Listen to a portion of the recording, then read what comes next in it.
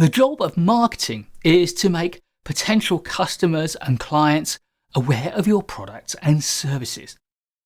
And marketing mix is the set of strategies for doing this.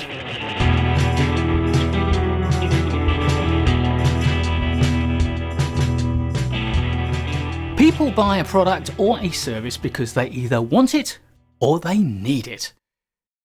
And if you are in a competitive market, they can either buy your product or service or that of one of your competitors.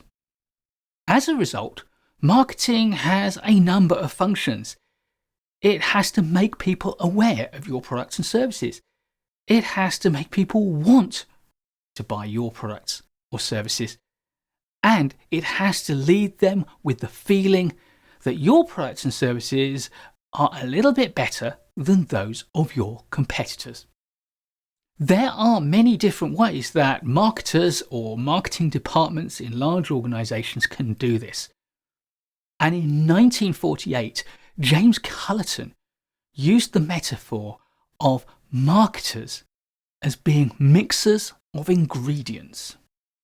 This led his colleague, Neil Borden, to use the term marketing mix.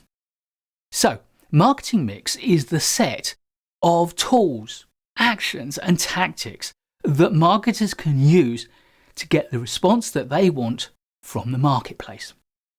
So, what are these ingredients that make up your marketing mix? Well, it was the professor of marketing at Notre Dame University in 1960, Jerome McCarthy, who gave us the first articulation of the marketing mix as the 4 Ps. And his 4 Ps of marketing really caught on quickly when they were championed by one of the greats of marketing, Philip Kotler. Jerome McCarthy's original 4 Ps formulation of the marketing mix consisted of product, price, place, and promotion. Product represents the goods and the services that you offer to the marketplace, to your customers or consumers. Your product needs to serve a purpose, scratch an itch, solve a problem for them. They have to want it for one reason or another. So product covers your product development program, the way you identify what it is the market needs, how you develop the product and how you bring it to market. And it also includes your product management, how you maintain the product and service it, how you package it up. McCarthy originally thought that product should include packaging and branding, along with other things like the warranties or guarantees that you offer with it. Price is how much your customers or clients will pay for your products or services. Usually, your goal is to offer your products or services at the lowest price that you can to attract more customers. This will mean either driving down the cost of production or accepting smaller margins. However, your ultimate goal is to make as much money as possible, which might drive up the price. And let's not forget that your whole pricing strategy will also include considerations of how you want your product to appear in the marketplace. You might push the price up to make it feel just a little bit more exclusive. And also within price, we've got to think about the way that we charge for it. Any discounts, for example, that will go with the product. Place is about where your customers can access and buy your product or your services. This is partly about physical location, but now we think more in terms of delivery channel. So now, as well as the traditional high street, uptown and out of town categories, we have things like mail order, online shopping, and digital delivery. Each choice will suit some consumers more than others. Your choice is all about convenience, cachet, and the cost of delivery. And of course, place also necessarily includes how you will get your product to the place, which brings us into the whole issue of logistics, warehousing, and the whole value chain. Promotion is all about the messages and the media you will use to communicate with your potential customers to persuade them to buy your products or services. That big pile of baked beans at the front of the supermarket with a 2-for-1 offer on, that's a promotion. The messages around those baked beans being healthy for you, being economical, being tasty for your children, that's promotion. The logo on the can, the colour choices, the jingle, that's promotion. So too are advertising, direct mail, competitions and public relations. They are all promotion.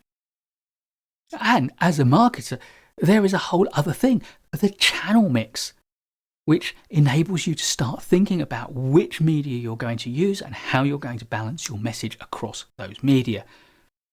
Promotion is probably the one thing people think of when they think of marketing. Now, it didn't take long, and let's face it, we all love to do it. Let's find some more P's that we can use to label aspects of the marketing process. By the 1980s, we also had physical evidence, process, people, and performance. But it didn't stop there. Let's add politics, packaging, partners, and positioning. We'll go through each of these very briefly. Physical evidence is about what people experience when they're experiencing your products and services, and it's most obvious with service industries. If you have a premises with beautiful layout, lovely furniture, smart people, great technology, that is physical evidence that supports your marketing message. But of course, beyond the physical evidence of signage and design, we also now have the online physical evidence. The branding that feeds into things like websites, email newsletters, and the apps that organisations use to promote their products and services. And hey, let's not forget social media too. Process is how you deliver your products and services. It's that whole process flow from that initial idea through design, development, testing, manufacturing and distribution. In fact, one could call it the value chain. People are always going to be a part of the marketing mix. These are the people who represent your products or services to the consumers. They may work for you, they may work for your partners, for your suppliers, for your distributors, for your retailers. But make sure they understand your brand values, they understand your products, and so they can represent them well and effectively. Performance is about how well your product or service delivers on its promise. Now, many experts like to focus when they think of performance on productivity. But you know what? To a large extent, performance is actually about quality. When you think about how you deliver something, what's really important, efficiency or effectiveness? And of course, this is especially so with a service. Packaging is how you present your product or service at the point of sale. It's everything that the customer experiences before they get to interact directly with the product or service. And of course, packaging conveys a lot about the content of the package. It creates all sorts of emotions. That's why so many people love unboxing videos. Now, today, minimalist packaging is becoming an important part of the corporate messaging and the promotion of products. But we still see plenty of products packaged lavishly. This is a big decision to make with important messaging consequences. Politics is how we confer status and social power upon our products and services. We conduct politics through the communications campaigns that we've already discussed under promotions. But it also goes on between the organisation that is promoting the product and its stakeholders, its users, its suppliers, its partners, its regulators, and yes, the wider community and society around it. And of course, no discussion of politics in the context of marketing would be complete without at least a nod to the giant and sometimes insidious industry of corporate lobbying of our political classes. Partners support our delivery to our customers and they leverage up our capabilities. So, one part of the marketing mix is building and maintaining and extending partner relationships.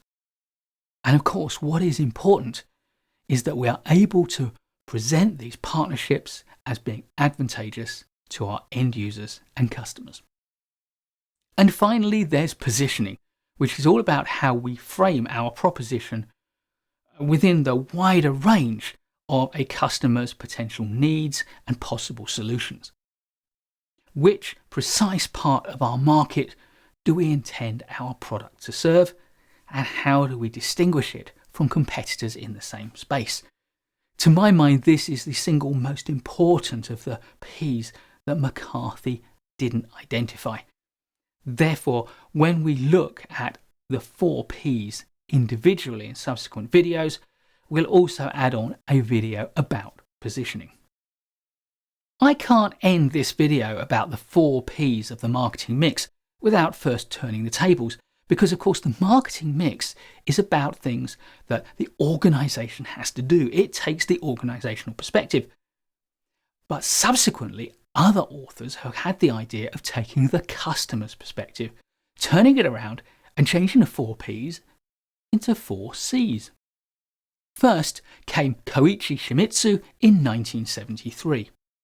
He put forward a formulation of commodity, or product, cost, or price, communication, or promotion, and channel, or place. Later, he expanded it to 7 to include corporation, consumer, and circumstances. Then came Robert Lauterborn in 1990. He chose a similar set, which he optimized for niche marketing. His 4 C's were customer value, or product, cost, or price, communication, or promotion, and convenience, or place. And since I've identified positioning as the most important of the missing of the 4 P's, how would I frame that with a C? Context. The marketing mix, and in particular the 4 P's, are probably the single most influential idea in modern marketing.